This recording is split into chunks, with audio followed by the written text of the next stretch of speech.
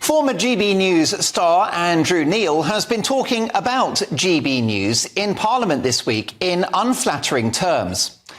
Now let's start with the positives. Andrew Neil is an extraordinary broadcaster and journalist, a man whose skills of interrogation are so surgical, so authoritative and so ruthless that in the run-up to the last election, Boris Johnson failed to grant this titan of broadcasting an interview. He knew that Andrew Neil would dismantle him bit by bit, as he has done with politicians of all political colours. Following his departure from this channel, after just 9 days on air, I had a bit of fun about it in my Take at 10, which ultimately went viral and was seen by over 1 million people. Here is a short clip. Now, I'll be honest, the relationship didn't start brilliantly, with Andrew pointing out in an email that he'd been flown to the GB News launch from his homes in Monaco in the south of France in the world's smallest private jet. The world's smallest private jet. How could they? How could they indeed? Now, sadly, Andrew has spent much of his time berating this channel since his departure. He clearly needs to demonstrate that he made the right move by leaving. How unfortunate that we have grown since then to be one of the most prolific and talked about media platforms in the country. Privately, it must be a great source of irritation to him that we're still here with a growing and loyal audience. Addressing a House of Commons Select Committee in Parliament this week, he made a fantastic point about how government should stay out of journalism. Too right, but he was damning in his comments about this place.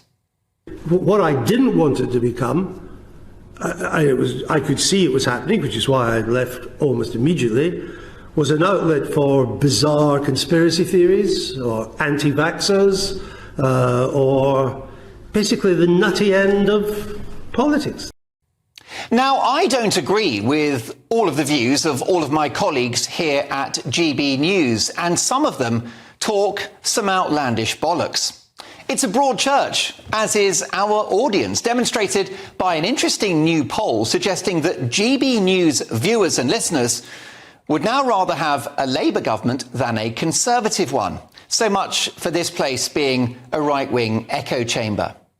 But most egregiously, Andrew Neil claims that GB News is a platform for conspiracy theorists. I beg to differ. I would argue that many of our media rivals indulge in conspiracy theories every day. The conspiracy theory that men are women, or that women are men, that you can magically change your sex. Sounds pretty out there to me. The conspiracy theory that Britain has a shameful past and that we should apologise for our history, even though we gave the world representative democracy, the modern market economy, the Commonwealth, and we ended slavery. What about the conspiracy that a pathetic surgical mask, only used in hospitals to stop surgeons dribbling onto the patient, is somehow going to stop a tiny virus which is several hundred times smaller than a single hole in one of those wretched face nappies? What about the conspiracy theory that everyone needed to be vaccinated, including the entire healthy population, notwithstanding the fact that many faced no mortal threat from the virus and were likely protected from prior infection?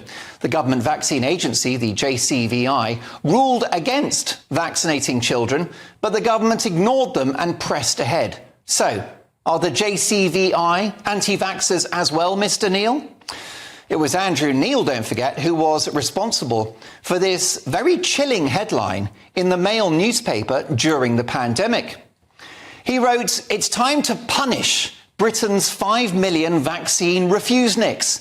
They put us all at risk of more restrictions. So why shouldn't we curb some of their freedoms?"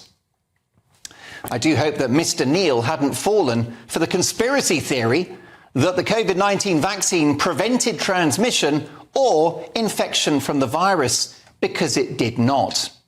It goes on, it was a conspiracy theory to suggest that COVID came from a lab, until the FBI director, Christopher Wray, admitted last year that COVID most likely originated in a Chinese government-controlled lab. Now, who knows the truth about any of this stuff? And by the way, dangerous misinformation and wacko theories are deeply wrong and potentially harmful. Ofcom are right to act on any of that nonsense.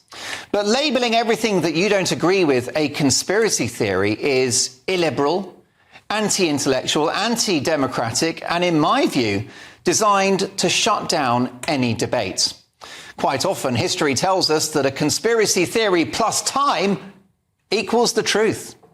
Now, I'd like to hold out an olive branch to Andrew Neil, because despite what I've said, I consider him to be Britain's greatest journalist, which is why I think he should return to GB News, demonstrating that this channel, like this show, Mark Dolan Tonight, is the home of diverse opinion.